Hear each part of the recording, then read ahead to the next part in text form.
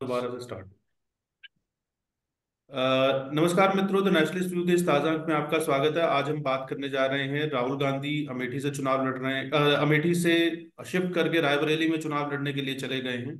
और इस पर हम चर्चा करेंगे। हमारे साथ मनोज वर्मा जी वरिष्ठ पत्रकार हैं, मुकेश केजरीवाल जी भी वरिष्ठ पत्रकार हैं।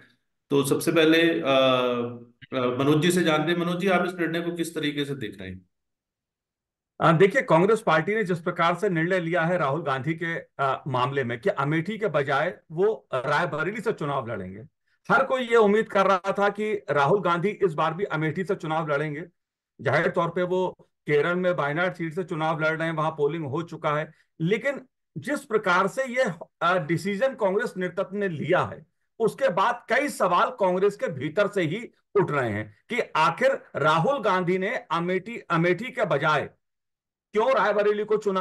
क्या राहुल गांधी स्मृति ईरानी का मुकाबला करने से बच रहे थे, या उन्हें कोई हिचक थी, या कोई डर था उनको? इस प्रकार के सवाल उठ रहे हैं। सवाल यह भी उठ रहा है कि क्या ये कांग्रेस के शीर्ष नेतृत्व का फैसला, प्रियंका गांधी या राहुल गांधी, कांग्रेस के भीतर की जो गांधी परिवार की एक, कई बार सवाल उठते हैं गांधी परिवार के बीच कि प्रियंका गांधी चेहरा है या राहुल जी चेहरा है, कौन चेहरा है? क्या उस ये कोई वजह है इसके पीछे कि राहुल गांधी को रायबरेली से लड़ाया गया? मुझे ऐसा लगता है कि कांग्रेस पार्टी इस बार कोई रिस्क लेना नहीं चाहती थी कि अमेठी से राहुल गांधी को खड़ा करा जाए, और इसलिए सुरक्षित सीट माने जाने वाली गांधी परिवार की रायबरेली से राहुल गांधी को उम्मीदवार बनाया गया। एक प्रकार से सोनिया गांधी ने अपने, अगर मैं कहूं, राजनीतिक विरासत, जिसको लेके कई बार प्रियंका गांधी और राहुल गांधी को लेकर सवाल उठते हैं कि असल वारिस कौन है उस विरासत का, तो मुझे लगता है एक प्रकार से सोनिया गांधी ने रायबरेली से राहुल गांधी को आगे कर कर कांग्रेस के शीर्ष नेतृत्व में उम्मीदवार बनाकर इसको भी एक तरह से इशारा कर दिया है कि राहुल गांधी ही कांग्रेस का चेहरा है। बहरहाल सवाल कई हैं, कई पहलू हैं इस राजनीति के, क्योंकि लोकल लेवल पर भी कांग्रेस की जो गांधी परिवार की राजनीति है उसको लेकर भी कई सवाल उठ रहे हैं। दूसरी ओर कांग्रेस ने किशोरी लाल जी को आगे करके अमेठी से एक प्रकार से यह संदेश देने की कोशिश की है कि वो स्थानीय उम्मीदवार को, स्थानीय कार्यकर्ता को स्मृति ईरानी के खिलाफ खड़े कर रही है।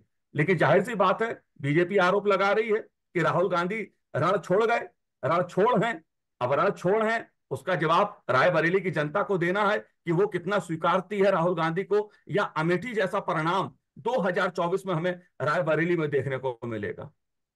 मनोज जी, आपकी बात को मैं आगे ले जाता हूँ। मुकेश जी, आपको क्या लगता है कि क्या कारण रहे हैं कि राहुल गांधी अमेठी से अपनी लोकसभा सीट को बदलकर रायबरेली की सीट पर जो है चले गए?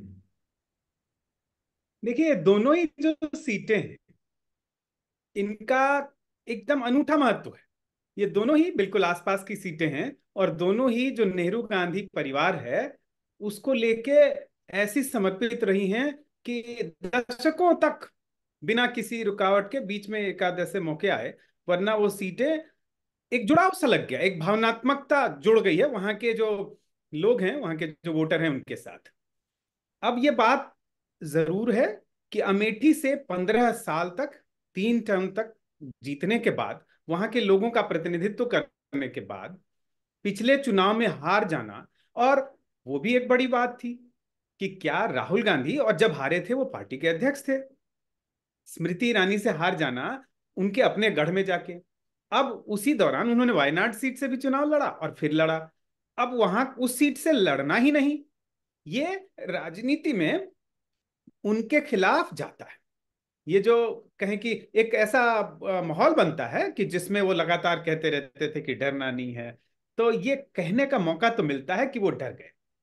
हालांकि इसका दूसरा पहलू भी है, उनके मन में ये बात, और वो अपने लोगों के साथ ये शेयर भी करते रहे हैं कि उनके मन में ये आशंका है, ये सवाल था, और इस वजह से वो 2 सीटों पे नहीं लड़ना चाह रहे, क्योंकि उन्हें लग रहा था कि वायनाड के बाद अगर यहां से भी जीत जाते, अमेठी अगर वो पहले लड़ने की सोचते, तो फिर उसके बाद अमेठी को छोड़ना या फिर वायनाड को छोड़ना, जहां केरल में अपनी पार्टी को जमा रखना है, खड़ा रखना है, और इधर अपनी पारंपरिक सीट को छोड़ना, वो एक बहुत बड़ा सवाल होता है। फिर बात यह भी थी कि अगर प्रियंका गांधी क्यों नहीं, अगर वो जा रहे थे रायबरेली की सीट, लगता है कि रायबरेली और अमेठी में कोई फर्क है बहुत ज्यादा। सिर्फ एक बात का फर्क है कि आपने वहां 15 साल तक प्रतिनिधित्व किया है, वहां की जनता के साथ आपका एक कनेक्ट होना चाहिए था, उसको छोड़ना नहीं चाहिए था। ये एक सवाल हो सकता है, लेकिन अमेठी और रायबरेली में ऐसा कोई बहुत बड़ा फर्क दूसरा कोई दिखाई नहीं देता है। फिर अगर वो रायबरेली से लड़ रहे थे, तब लोग कहते हैं कि प्रियंका जी क्यों नहीं अमेठी से लड़ गई। तो मुझे ये लगता है कि एक सवाल और उनके मन में रहता है कि हम दोनों भाई बहन संसद में एक साथ न बैठें, जिससे कि परिवारवाद का जो कांग्रेस के ऊपर और खास करके नेहरू गांधी परिवार के ऊपर आरोप लगता है, वो उनका अपने लोगों के बीच उन्होंने कहा भी है कि इससे वो ठप्पा मजबूत होता है। इसीलिए मैं नहीं चाहता हूं कि दोनों भाई बहन एक साथ संसद के एक सदन में बैठे। अब एक और बात आती है जिसको लेकर विपक्ष दिन भर से काफी इस पे सवाल उठा रहा है कि क्या हुआ, आखिर दोनों में खूब लड़ाई होती होगी, दोनों में मतलब क्या मारा पीटी होती होगी कि वो विरासत तो ले ही लेनी है, मुझे हड़प लेनी है, मुझे हड़प लेनी है। लेकिन देखिए कि प्रियंका ने लगभग स्पष्ट किया हुआ है कि वो अभी चुनाव नहीं लड़ना चाहती है, लेकिन समर्पण में पार्टी को लेके या लोगों के बीच में जाने को लेके, और किसी का भी एक अपना राजनीति में है, सार्वजनिक जीवन में है, और ये एक महिला है 50 साल से ज्यादा की, और उनके परिवार की पृष्ठभूमि को भी देखना चाहिए।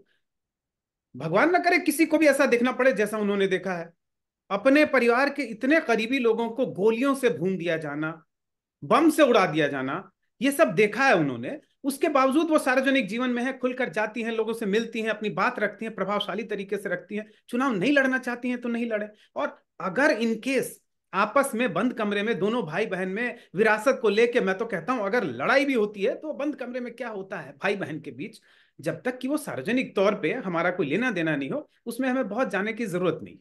तो मेरा ये मानना है अरुण जी। मनोज जी, उत्तर प्रदेश में राहुल गांधी के चुनाव लड़ने से क्या आपको लगता है कि इंडिया अलायंस जो है उसके जो आउटकम है, जो उसका फॉर्च्यून है, जो अ, उसके कार्यकर्ता हैं, उसमें कोई फर्क पड़ेगा, या आपको लगता है कि कोई बड़ा सिग्निफिकेंट चेंज आने वाला है राहुल गांधी के वहां से चुनाव लड़ने से?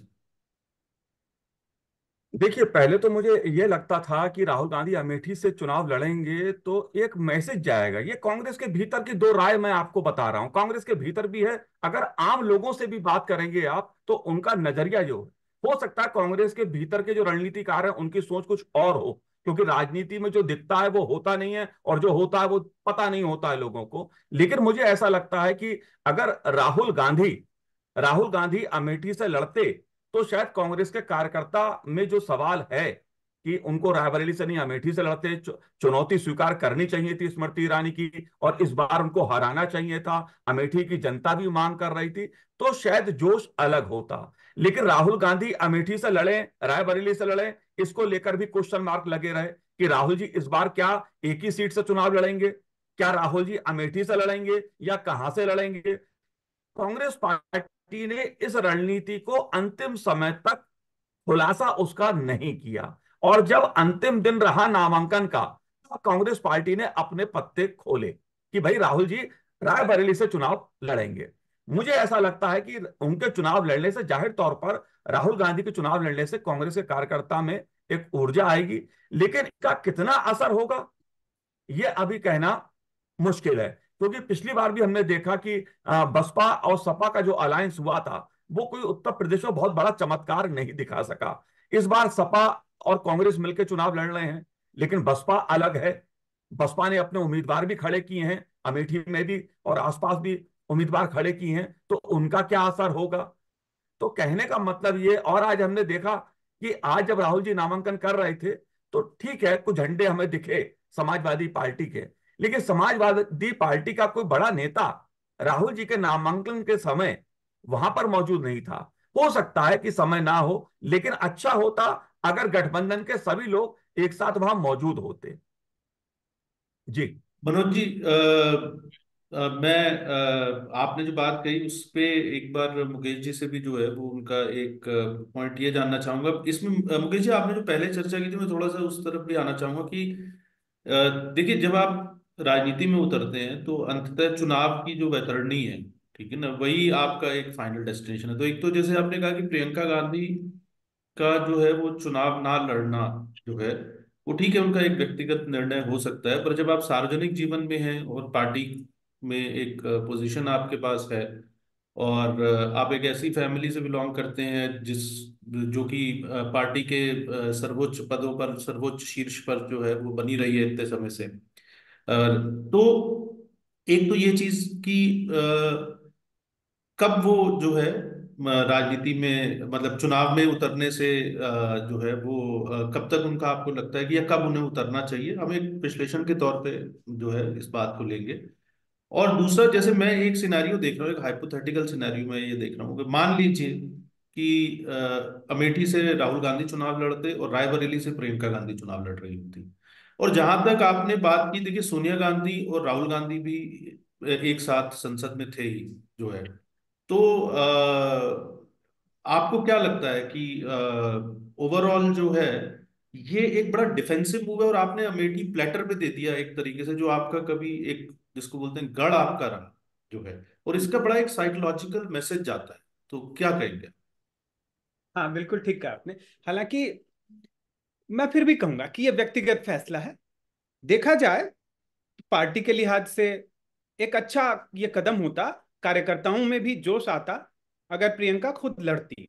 लेकिन उसमें एक और पेच होता है कि जब वो ऐसी सीट पे लड़ती हैं और अपनी सीट के लिए भी लड़े तो थोड़ा सा तो इन्वॉल्वमेंट हो जाता। और प्रियंका का ये रहा है कि वो चाहे उनकी माँ लड़े या भाई लड़े, वो उस सीट के मैनेजमेंट में काफी माइन्यूटली अंदर तक जाती हैं, काम करती हैं और पूरे समय उसमें इन्वॉल्व रहती हैं। तो एक कारण ये हो सकता है कि जैसा कि कई बार देखा है हमने कि पार्टी के ऊपर, पार्टी में बैठे होते हैं संगठन महासचिव वगैरह, वो लोग भी चुनाव नहीं लड़ने का फैसला लेते हैं। तो वो उनका व्यक्तिगत फैसला है। लेकिन जो आपने बात कही कि अगर प्रियंका रायबरेली से लड़ती तो उसकी बजाय देखिए, क्योंकि अमेठी सीट पे एक महिला, एक तेज तर्रार महिला हैं जो एक प्रभावशाली तरीके से अपनी बात रखती हैं, तो अगर ये दोनों लोग लड़ते तो मुझे लगता है कि ऐसी स्थिति में फिर प्रियंका को अमेठी से लड़ना बेहतर होता है। वहां पे वो जो चुनौती देती, वहां पे मुकाबला और ज्यादा बेहतर होता, और कांग्रेस के लिए भी। फिर आपने ये भी बात कही कि अगर राजनीति में है और जैसे परिवार में है, और एक ये भी बात कही कि जो पहले भी ऐसी स्थिति आई है जिसमें कि माँ बेटे दोनों एक साथ संसद के एक सदन में बैठे होते थे। तो बात आपकी सही है।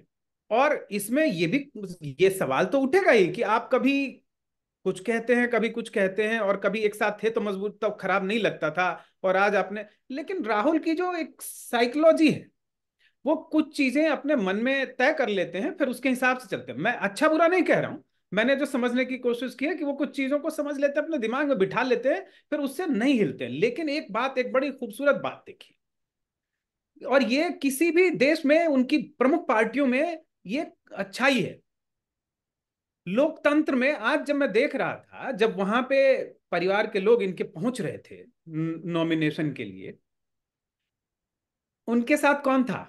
अशोक गहलोत। अशोक गहलोत चुनाव लड़वाने के लिए राहुल गांधी के लगातार एकदम शैडो की तरह घूमते थे गुजरात में। उसके बाद जब पार्टी ने उन्हें राष्ट्रीय अध्यक्ष बनने को कहा, दुनिया भर में ये चलाया गया कि अब तो बगावत हो गई अशोक गहलोत, और ये तो वो हो गया, और उन्होंने ऐसी तैसी कर दी। लेकिन उस पार्टी में सबसे क्रूशियल मौके पे फिर से अशोक गहलोत को उन्होंने, ये पारिवारिक सा मामला था, उसमें भी सबसे साथ में, सबसे पास में उनको रखा। आनंद शर्मा, जिसने खुले तौर पे चिट्ठी लिख के पार्टी के नेतृत्व पे सवाल उठाया, उनको टिकट दी गई कि आप चुनाव लड़िए। ये लोकतंत्र की खूबसूरती होती है। ये सभी पार्टियों के अंदर अगर होना तो ये बड़ी अच्छी बात होगी कि आप नेतृत्व पे सवाल उठाइए ना। कोई देवलोक से उतर के नहीं आया है, हमारे आपके बीच से ही कोई कोई बड़ा अध्यक्ष बन गया, कोई प्रधानमंत्री बन गया, कोई मंत्री बन गया, कोई दूसरा कार्यकर्ता रह गया। ये परंपरा बहुत स्वस्थ और हेल्दी चीज है कि आप, मैं नहीं कहता हूं गांधी परिवार में बहुत सारी कमियां हैं, वहां पे जो फ्यूडलिज्म है वो है, उसको भी चैलेंज कीजिए। लेकिन लोकतंत्र में किसी भी हाई कमान पे सवाल उठाना, ये परंपरा खत्म नहीं होनी चाहिए, और अगर किसी ने उठा दिया तो दुश्मन नहीं हो जाना चाहिए। और फिर एक बात जो मनोज भाई साहब ने कही कि बड़ी लोगों में वह थी, कार्यकर्ता निराश हो गए, इतने समय से नाटक चल रहा था, कुछ हो ही नहीं रहा था। बगल में एक और सीट है कैसरगंज, वहां पे भी बड़ी निराशा हो रही थी। वहां पे तो ऐसा था कि देश भर में मुद्दा बना कि एक व्यक्ति जो भाजपा के सांसद रहे, और उनपे बड़ी बड़ी खिलाड़ियों ने, ओलंपियंस ने सवाल खड़े किए कि उन्होंने, बहुत गंदे आरोप थे उनके ऊपर, और उनसे फिर पार्टी ने किनारा किया। उनके बेटे को दिया, किनारा भी किया, नहीं भी किया। लेकिन ये फैसला भी तो एक दिन पहले ही हुआ है। इसमें भी तो काफी महीने से ये माहौल बन रहा था। अगर वो भी साथ में हम लोग देखें कि वहां क्यों नहीं, क्यों इतनी देर हुई, वहां के लोगों में भी तो दिलचस्पी रही होगी। तो इसीलिए इसमें बहुत ज्यादा मुझे कोई बहुत ऐसी बात नहीं लग रही है। एक और रणनीति भी होती है। जब तक वायनाड पे वोटिंग नहीं हो गई, तब तक वो नहीं चाहते होंगे कि दूसरी सीटों पे हम पत्ता खोलें। वायनाड के वोटर्स को हम क्यों बताएं कि पहले हम दूसरी सीट पे भी लड़ने जा रहे हैं। और मुझे तो लगता है कि राहुल ने तय किया हुआ था कि मुझे दूसरी सीट पे नहीं लड़ना। तय किया हुआ ही नहीं था उन्होंने खुलेआम अपने समर्थकों के, अपने सहयोगियों के बीच कहा मैं नहीं लड़ना चाहता हूं। लेकिन जब पार्टी ने कहा तो फिर वो तैयार हुए हैं और लड़ रहे हैं। अरुण जी। मनोज जी, मैं आपके क्लोजिंग कमेंट्स लूंगा। तो कांग्रेस का जो ग्राफ लगातार लग रहा है कि नीचे जा रहा है, पिछले कई सालों से जा रहा है, तो ये आप देखते हैं कि ये भी एक, जब इतिहास में मुड़कर देखेंगे, और अगर रायबरेली की सीट राहुल गांधी हार गए, जिसकी हम्म। की संभावना से इनकार नहीं किया जा सकता, वैसे तो राजनीति जी। संभावनाओं का ही खेल है, लेकिन अगर वो रायबरेली की सीट हार गए, तो आप देखते हैं कि मतलब ये एक और जिसको बोलते हैं कि बहुत बड़ा झटका, वैसे तो कांग्रेस को बहुत से सारे झटके लग चुके हैं, तो ये, और दूसरा कांग्रेस का कार्यकर्ता इसको जो है वो किस तरीके से देखेगा, क्योंकि आपने एक हेड ऑन जो है, मतलब आइडियल सिचुएशन तो एक ये भी होनी चाहिए कि अगर राहुल गांधी एक तरीके से अनसेट लीडर है विपक्ष के, या देश की जो सबसे बड़ी राजनीतिक पार्टी, विपक्ष में जो राजनीतिक पार्टी है उसके नेता, तो वो आमने सामने प्रधानमंत्री के खिलाफ चुनाव लड़ते हैं। और एक होता ना, जो है have to lead from the front, जो है जी। ये हारते वो बात अलग। पर आप एक उनकी मंत्री जो है उससे भी आप जो है वो उसके सामने भी खड़े होने के लिए आप तैयार नहीं है, और उसके बाद आप रायबरेली में चले गए जो है, तो इसको पलायन की तरह देखा जाएगा। और कांग्रेस का जो गिरता हुआ ग्राफ है जो है, उसको आपको लगता है कि ये एक और पुश करेगा उसको और ज्यादा ग्राफ को नीचे ले जाने में?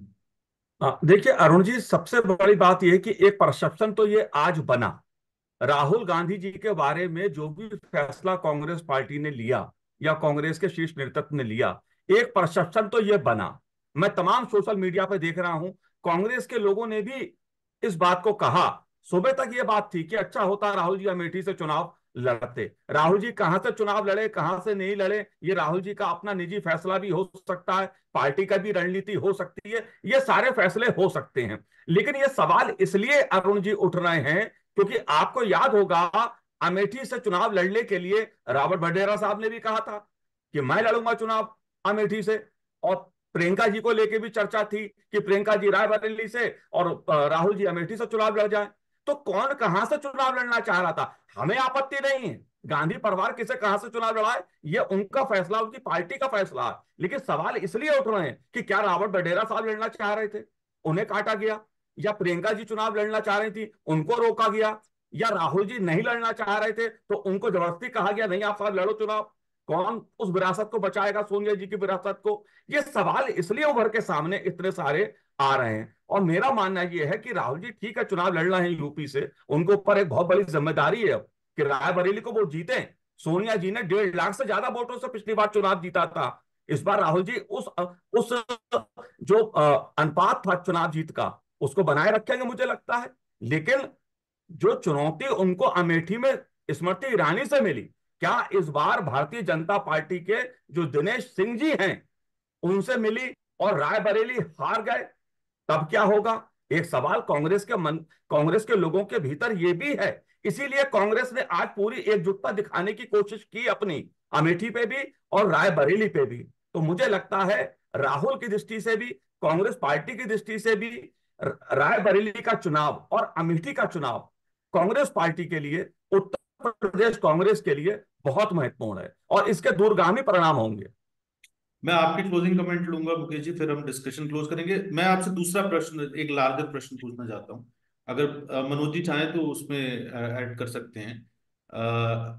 ये जो दो लोकसभा सीटों से चुनाव लड़ने की जो वो है, मैं कटिंग अक्रॉस पार्टी लाइंस की बात कर रहा हूँ, मैं इसमें कांग्रेस बीजेपी सभी पार्टियों में कभी ना कभी दो दो सीटों से शायद चुनाव लड़ा गया है। ये आपको क्या लगता है कि ये लोकतंत्र की दृष्टि से जो है वो ठीक है क्या, जो है कि दो हम अभी ये राहुल गांधी के उससे इतर, बट एक वो रेफरेंस पॉइंट है इसलिए बात कर रहे हैं क्योंकि अल्टीमेटली चुनाव होगा, फिर आप रिजाइन करेंगे और एक सीट से, तो आपको कैसे लगता है ये दो सीटों से जो है वो चुनाव लड़ना अलाउड होना भी चाहिए कि नहीं होना चाहिए? नहीं, बिल्कुल नहीं होना चाहिए, क्योंकि ये संसाधनों का बहुत बर्बादी है, संसाधनों की भयानक बर्बादी है। आप दो सीटों से लड़ेंगे तो निश्चित तौर पे आपको एक सीट से रिजाइन करना होगा, एक सीट छोड़नी ही पड़ेगी। फिर क्यों लड़ें आखिर, क्यों ये? और बस सिर्फ चूंकि रोक नहीं है इसीलिए लोग लड़ रहे हैं, और इसको अभी तक और जो बड़े नेता है वो, एक ये कारण होता था, जैसे मोदी जी ने अब उत्तर प्रदेश में एक माहौल बनाने के लिए, उनके लिहाज से ठीक है, उनकी पार्टी के लिहाज से ठीक है, लेकिन जो आपने सवाल, गंभीर सवाल किया है, मेरा स्पष्ट मानना है कि इसमें, इस पे रोक लगनी चाहिए। कोई वजह नहीं है। क्या देश के 140 करोड़ लोग में एक राहुल गांधी या कोई सोनिया गांधी या कोई भी, क्या वो ही क्यों हो? और अगर आप किसी एक क्षेत्र में काम कर रहे हैं तो एक क्षेत्र का प्रतिनिधित्व कीजिए। देश में ऐसी व्यवस्था ही नहीं है कि आप दो क्षेत्रों का प्रतिनिधित्व कर सकते हैं। आप यहां तक कि एक ही लोकसभा क्षेत्र की दूसरी विधानसभा क्षेत्र का भी प्रतिनिधित्व नहीं कर सकते हैं, उसी क्षेत्र की विधानसभा सीट का भी प्रतिनिधित्व कर सकते हैं। तो ऐसे में ये निश्चित ही बंद हो जानी चाहिए प्रैक्टिस। ये, इस पे कोई दूसरे विचार की जरूरत नहीं है। हाँ, अगर आप हार जाते हैं और ऐसी कोई परिस्थिति बनती है कि आपको पार्टी प्रधानमंत्री बनाना चाहती है, आपको मंत्री बनाना चाहती है, मुख्यमंत्री बनाना चाहती है विधानसभा सीट के चुनाव में, तो आपके लिए लोग खाली कर ही देते हैं, वो व्यवस्था भी हो जाती है। इसीलिए मेरा स्पष्ट जवाब है इसमें कि ये व्यवस्था नहीं है। मनोज जी कुछ ऐड, हाँ हाँ हाँ, क्लोजिंग कमेंट। बिल्कुल बिल्कुल अरुण जी, लेकिन मैं कुछ हद तक सहमत हूं मुकेश जी से। ये बात ठीक है कि दोबारा चुनाव होता है, पुनः चुनाव होता है। अगर एक दो सीट से आप लड़ते हैं तो एक सीट छोड़नी पड़ती है, और उसका कहीं ना कहीं आर्थिक बोझ, संसाधनों का बोझ सरकार के ऊपर, खजाने के ऊपर पड़ता है, चुनाव आयोग के ऊपर पड़ता है। लेकिन एक इसका दूसरा पहलू भी है। मैं मानूं कि इससे अभी व्यवस्था की दृष्टि से, शासन की दृष्टि से, ये शायद हमें अच्छा लगे कहने में, लेकिन जिस प्रकार की सियासत होती है, या इस देश की सियासत का एक इतिहास रहा है, वे षड्यंत्र भी रचे जाते हैं। अब बड़े नेता अपनी पार्टी को किसी राज्य में खड़ा करने के लिए दो जगह से चुनाव लड़ते हैं, या मान लीजिए उन्हें ऐसी आशंका है कि मैं इस सीट से लड़ा और कहीं मेरा नामांकन खारिज नहीं कर दिया जाए, मुझे कहीं किसी षड्यंत्र पर फंसा के हरा नहीं दिया जाए। यह सवाल बीजेपी, कांग्रेस या किसी का नहीं है, मैं एक दूसरा पहलू रख रहा हूं। इस दृष्टि से भी एक हमें पॉजिटिव नजरिए से देखना चाहिए, क्योंकि राजनीति में षड्यंत्र होते हैं, नामांकन खारिज कराए जाते हैं, होते हैं और होते रहे हैं। मुझे लगता है कि राजनेता जो होते हैं वो एक प्रकार से अपना सेफ पैसेज भी लेके चलते हैं। लगता है पर एक आम राय बननी चाहिए, और ये आम राय सभी दलों को अभी मिलकर बनानी चाहिए। चुनाव सुधार का बड़ा मुद्दा है, उसका एक मुद्दा ये भी रहा है कि क्या एक नेता कितनी जगह से चुनाव लड़े।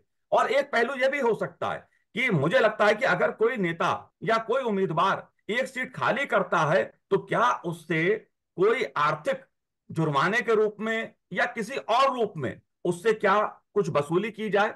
क्या कोई ऐसा प्रावधान रखा जाए कि भाई आप लड़ना चाहें तो लड़िए, लेकिन जो चुनाव की फीस हो या कुछ भी उसका आप नाम दीजिए, क्या इस प्रकार की कोई आर्थिक व्यवस्था की जा सकती है? इस पहलू पर भी विचार किया जाना चाहिए। जी। उम्मीद करनी चाहिए कि जब 4 जून के बाद नई संसद चुनकर आएगी तो वो इस तरीके के प्रश्नों पर भी, हाँ मुकेश जी प्लीज। मैं ये कह रहा हूं कि ये आप मॉडरेटर की भूमिका में तो हैं, लेकिन जो है दर्शक आपके विचार भी जानना चाहेंगे, तो आप सिर्फ सवाल पूछने तक सीमित मत रहिए। आप जो जो चीजें नहीं हो रही हैं उस पे, एक इस गंभीर प्रश्न पे भी और बाकी मुद्दों पे भी 2 मिनट आप अपनी बात भी रखिए, हम लोग भी जी। सलाह उठाएं। मुझे लगता है कि राहुल गांधी ने जो अमेठी से शिफ्ट किया है रायबरेली में, उसका थोड़ा सा कांग्रेस को नुकसान होगा, क्योंकि कांग्रेस थोड़ा सा सुरक्षात्मक डिफेंसिव पोस्चर में आ गई है। अग्रेशन जो है वो नहीं है इस मूव के अंदर जो है।